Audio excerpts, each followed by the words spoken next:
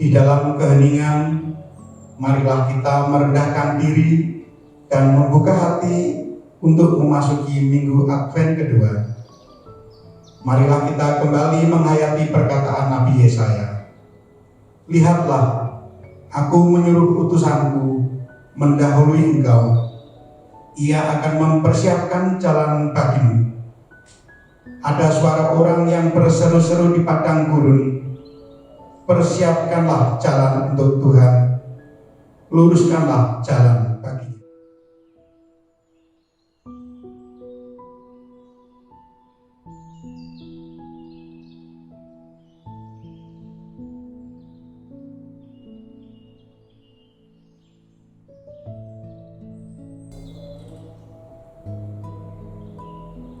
Lilin iman ini melambangkan anugerah Allah di dalam kehidupan kita. Dengan iman, kita percaya bahwa Allah menciptakan segala sesuatu dan menganugerahkan keselamatan kepada umatnya.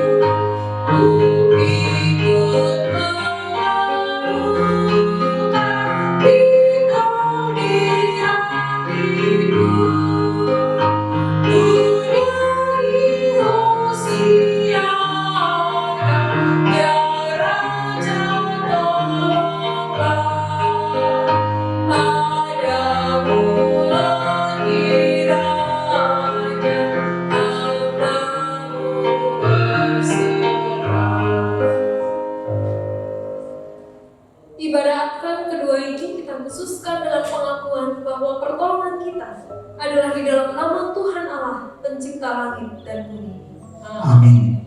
Damai Kristus beserta Dan beserta saudara juga. Memasuki minggu Advent kedua, kita diundang untuk mempersiapkan diri dan kehidupan kita untuk menyambut kedatangan Tuhan dengan hidup di dalam pertobatan. Seperti pada masanya Yohanes Pembaptis tampil di padang gurun, kita juga patut mengingatkan orang-orang di sekitar kita dengan menyerukan, bertobatlah dan berilah dirimu dibaptis, dan Allah akan mengampuni dosamu.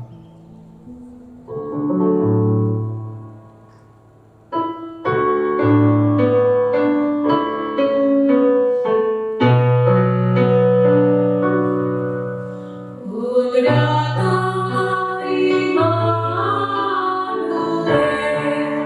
tebus umatmu ini.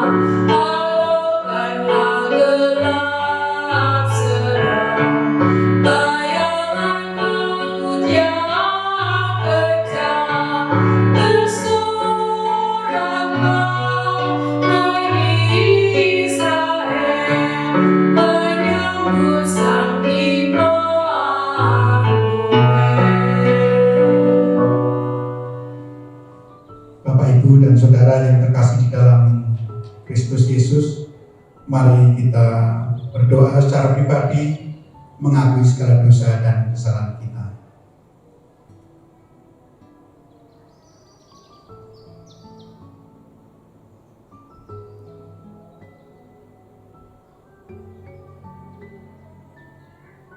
Demikianlah Tuhan, kami mengakui segala dosa dan kesalahan kami. Kami mohon pengampunan dan kiranya Engkau berkenan mengampuninya. Di dalam nama Tuhan kami Yesus Kristus, kami sudah berdoa. Amin.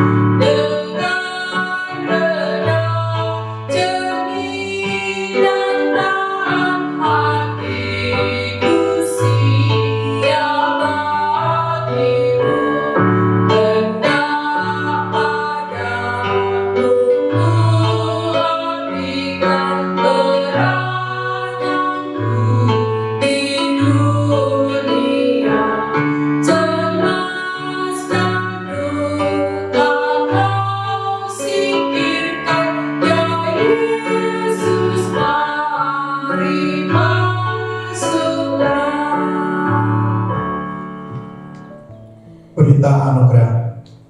Markus 1 ayat 7 sampai dengan 8 menyatakan demikian. Inilah yang diberitakannya. Sesudah aku akan datang, ia yang lebih berkuasa daripadaku, membungkuk dan membuka tali kasutnya pun aku tidak layak. Aku membaptis kamu dengan air, tetapi ia akan membaptis kamu dengan Roh Kudus. Demikianlah berita anugerah dari Tuhan. Syukur kepada Allah.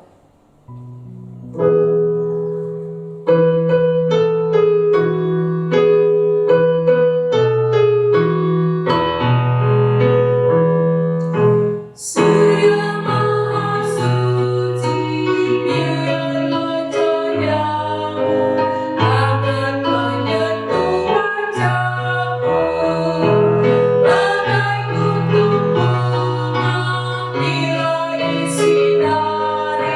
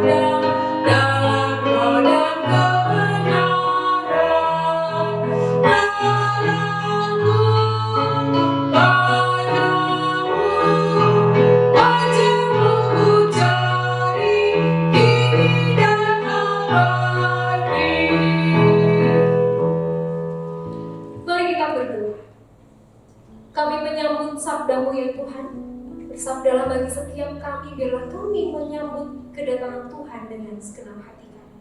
Amin. Markus pasal 1 ayatnya yang pertama sampai dengan ke-8 menjadi pembacaan Alkitab kita pada hari ini. Inilah permulaan Injil tentang Yesus Kristus Anak Allah.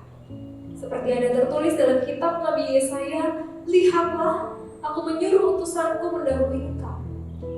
Ia akan mempersiapkan jalan bagimu." Ada suara orang yang berseru-seru di padang gurun, "Persiapkanlah jalan untuk Tuhan, luruskanlah jalan baginya." Demikianlah Yohanes Pembaptis tampil di padang gurun dan menyerukan, "Bertobatlah dan berilah dirimu dibaptis dan Allah akan mengampuni dosamu." Lalu datanglah kepadanya orang-orang dari seluruh daerah Yudea dan semua penduduk Yerusalem, dan sambil mengaku dosanya, mereka dibaptis di sungai Yordan. Yohanes memakai jubah unta dan ikat pinggang kulit, dan makanannya belalang dan madu hutan. Inilah yang diberitakannya. "Sesudah aku akan datang Ia yang lebih berkuasa daripadaku. Membungkuk dan membuka tali kasutnya pun aku tidak layak. Aku membaptis kamu dengan air, tapi Ia akan membaptis kamu dengan Roh Kudus." Demikianlah Injil Tuhan Yesus Kristus. Yang berbahagia adalah kita yang mendengarkan firman Allah dan memeliharanya. Maranatha.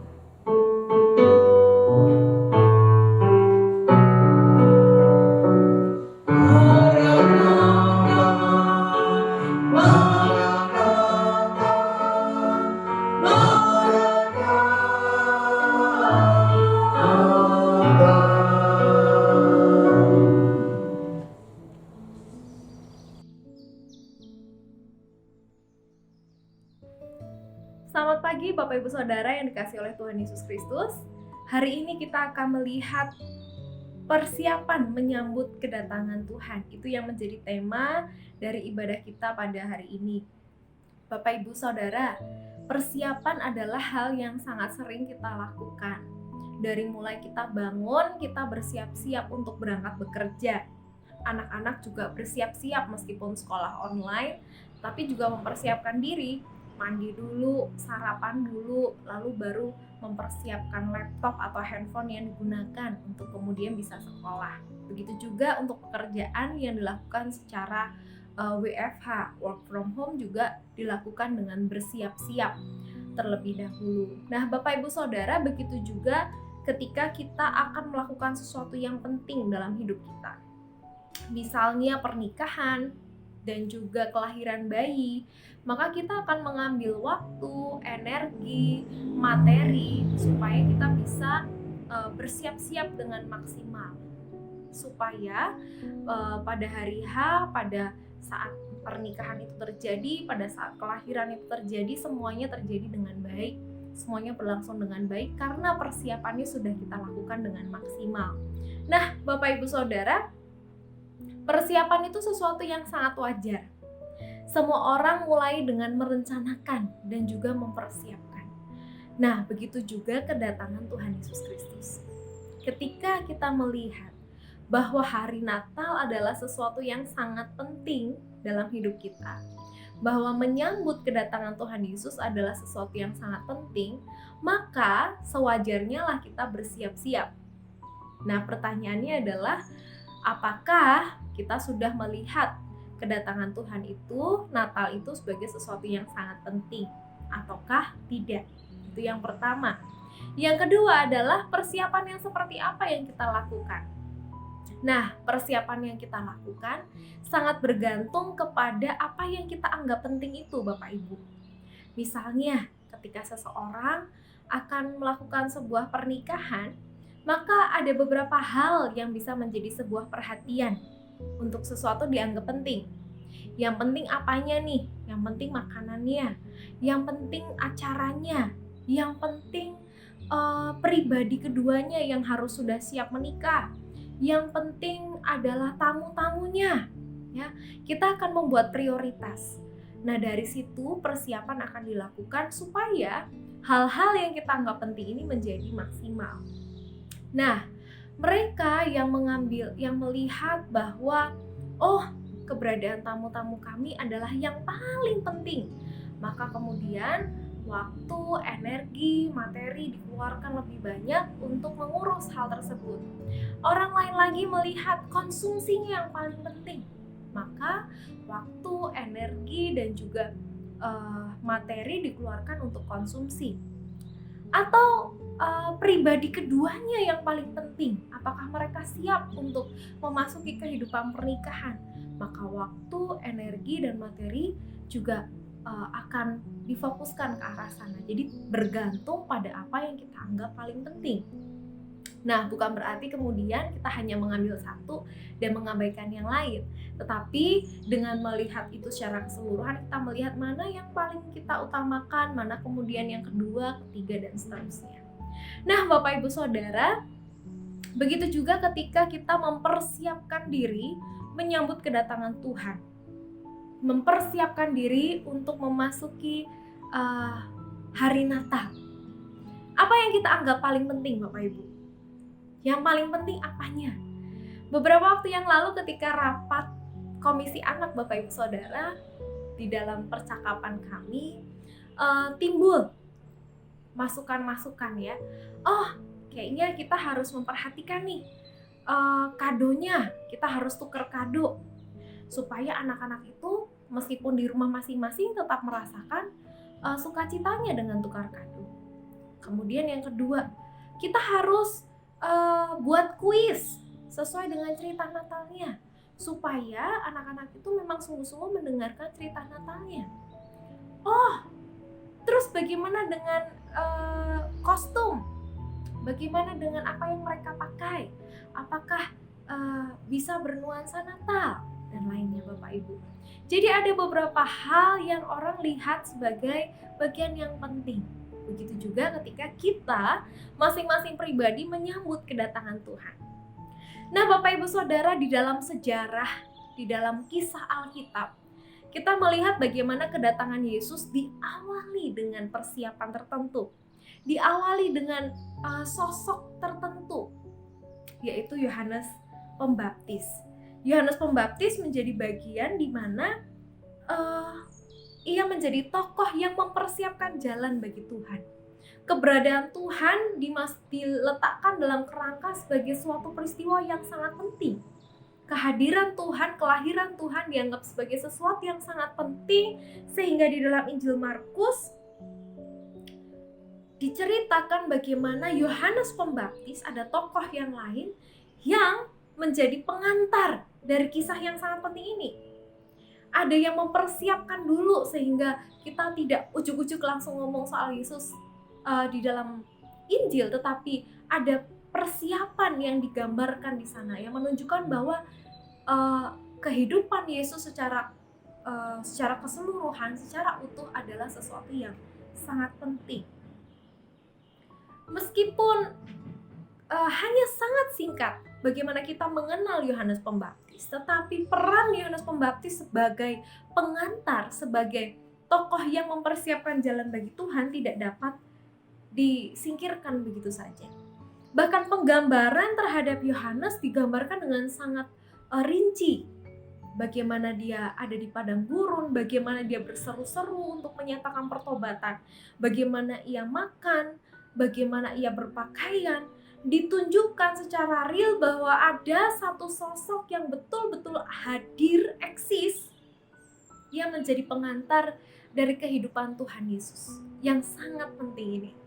Nah, Bapak Ibu Saudara, jadi ketika kita melihat diri kita saat ini yang sedang mempersiapkan diri untuk memasuki masa Natal, kita sudah masuk di Advent yang kedua hari ini. Mari kita renungkan Bapak Ibu, apakah yang sudah kita persiapkan? Apakah yang kita persiapkan semata-mata pohon Natal di rumah? Apakah yang kita persiapkan semata-mata adalah dekorasi atau acara nanti kita mau ketemuan, mau liburan, mau ngobrol sama keluarga? Apakah itu saja? Ataukah kita memang sungguh-sungguh menggumuli sebuah pertobatan, memasuki perjumpaan dengan Tuhan Yesus? Bapak Ibu Saudara, di keluarga Batak Saya tidak tahu apakah ini di semua keluarga Batak ya. Saya sendiri hanya separuh Bataknya, jadi nggak terlalu memahami.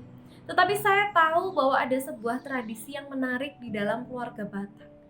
Yakni setiap malam tahun baru, mau memasuki tahun yang baru, semua keluarga berkumpul. Semua keluarga berkumpul untuk apa? Untuk saling memohon maaf, memulai kehidupan yang baru di tahun yang baru. Semuanya menundukkan diri satu sama lain. Ayah, ibu, anak duduk bersama, dan di dalam suasana itu mereka saling bercerita, saling ngobrol, saling mengungkapkan apa yang menjadi penyesalan mereka. Dan di sana mereka saling meminta maaf, saling mengampuni, dan terjadi rekonsiliasi. Terjadi perbaikan hubungan, pemulihan di dalam peristiwa itu. Nah, Bapak Ibu Saudara, bukankah tradisi ini adalah tradisi yang sangat indah? Sangat indah jika setiap orang sungguh-sungguh mengambil waktu ya di bulan Desember, sungguh-sungguh memikirkan kira-kira nanti di ujung bulan ini, di akhir tahun ini saya akan mengatakan apa? Apa yang ingin saya, yang sangat saya sesali, yang saya utarakan. Sehingga momen itu Bapak Ibu sungguh-sungguh dipersiapkan dengan baik, dengan hati yang penuh dengan penyesalan, dan juga diri yang mau terbuka ketika orang lain mau minta maaf. Ketika keluarga kita datang untuk meminta maaf, kita juga sudah membuka diri, begitu juga kita betul-betul menyesali apa yang kita lakukan di masa yang lalu dan tidak mengulanginya lagi. Nah, Bapak Ibu Saudara, Natal juga adalah sebuah momen perjumpaan kita dengan Tuhan Yesus. Bukan hanya perjumpaan kita dengan keluarga saja. Bukan hanya masa di mana semua orang berkumpul. Tidak. Untuk kali ini Bapak Ibu, tahun ini Natal tidak dilakukan seperti biasanya. Natal kita akan sangat spesial karena kita tidak bisa berjumpa satu sama lain di ruang yang sama. Yang kita jumpai sungguh-sungguh ada bersama dengan kita adalah Tuhan Yesus yang lahir, hadir saat itu. Saat kita bersama-sama beribadah di rumah kita masing-masing. Yang ada di hadapan kita, yang ada bersama dengan kita, dan juga keluarga yang akan beribadah bersama dengan kita adalah Tuhan Yesus sendiri. Nah, mari Bapak Ibu, ketika kita saat ini sedang mempersiapkan diri untuk menyambut perjumpaan dengan Tuhan di hari raya, di malam Natal dan juga Natal, mari kita sungguh-sungguh mengambil waktu masa Advent ini untuk bertobat, untuk memikirkan sungguh-sungguh, Tuhan, saya mau mempersiapkan diri. Sebagaimana Yohanes Pembaptis menyerukan pertobatan untuk bangsa Israel untuk menyambut kedatangan Tuhan. Kita pun diajak untuk berjumpa dengan Tuhan dengan hati yang penuh dengan pertobatan. Mari Bapak Ibu Saudara, kita mengambil waktu ini untuk sungguh-sungguh memikirkan, merenungkan, dan pada akhirnya nanti kita bisa menyatakan satu sama lain dan juga kepada Tuhan pertobatan kita, permohonan maaf kita. Sehingga di tahun yang akan datang, di masa setelah Natal berlalu, kita menjadi pribadi yang lebih baik. Tuhan Yesus memberkati. Amin.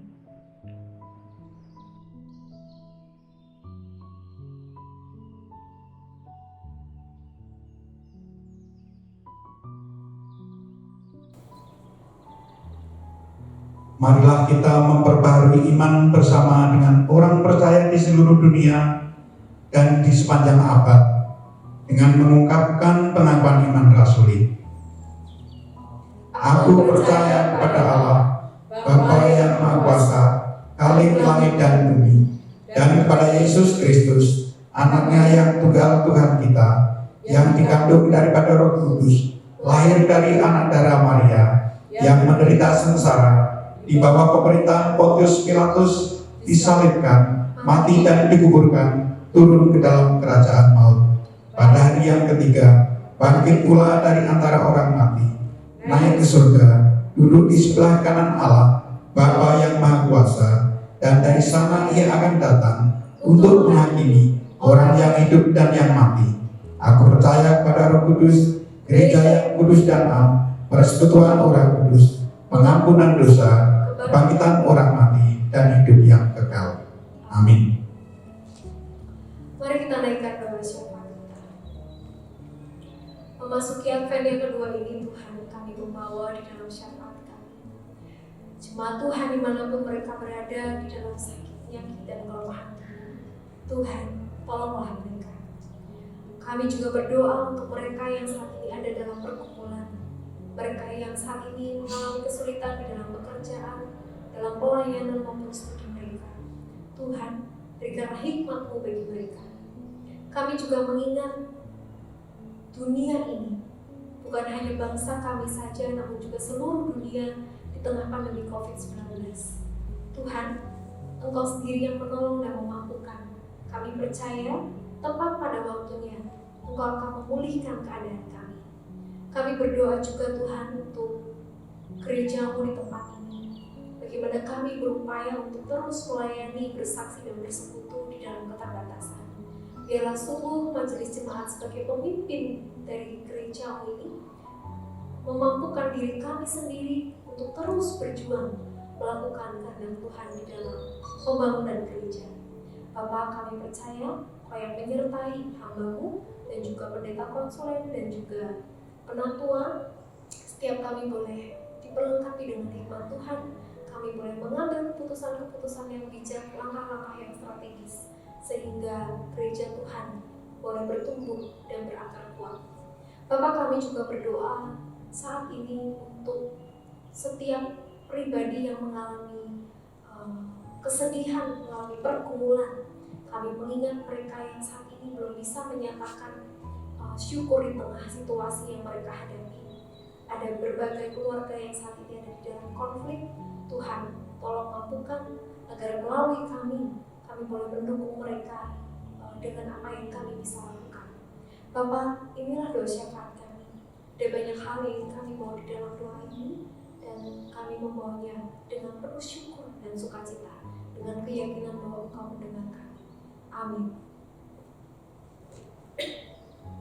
Di dalam persembahan kali ini, kami ambilkan ayat yang mendasarinya, yang diambil dari Maliaki pasal 3 ayat 10. Demikian bunyinya. Bawalah seluruh persembahan persepuluhan itu ke dalam rumah perbendaharaan, supaya ada persediaan makanan di rumahku, dan ujilah aku, firman Tuhan semesta alam. Apakah aku tidak membukakan bagimu tingkap-tingkap langit dan mencurahkan berkat kepadamu sampai berkelimpahan?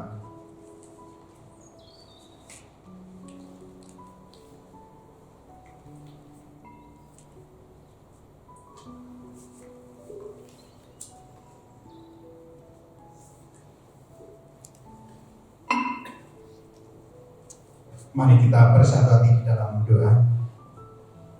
Tuhan, terima kasih Engkau berkenan memberikan waktu bagi kami Tuhan untuk pada saat ini mempersembahkan sebagian berkat yang Tuhan sudah berikan kepada kami. Terima kasih Bapa, kiranya berkat ini berguna untuk pembangunan gereja-Mu di dunia ini, berguna untuk pekerjaan-pekerjaan-Mu di dunia ini. Di dalam nama Kristus Yesus kami sudah berdoa. Amin.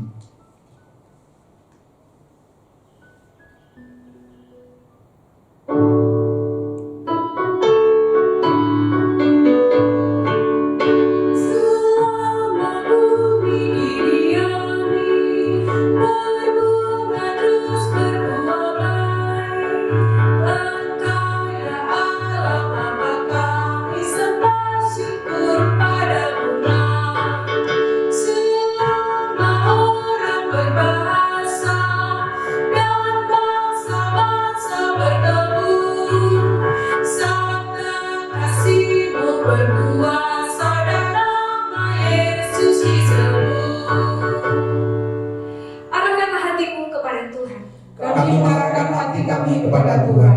Jadilah saksi Kristus. Kami siap menjadi saksi Kristus. Terpujilah Allah Bapa, Anak, dan Roh Kudus. Kini dan selamanya. Tuhan memberkati kita dan melindungi kita. Tuhan menyinari kita dengan wajah-Nya dan memberi kasih karunia. Tuhan menghadapkan wajah-Nya kepada setiap kita dan memberi damai sejahtera.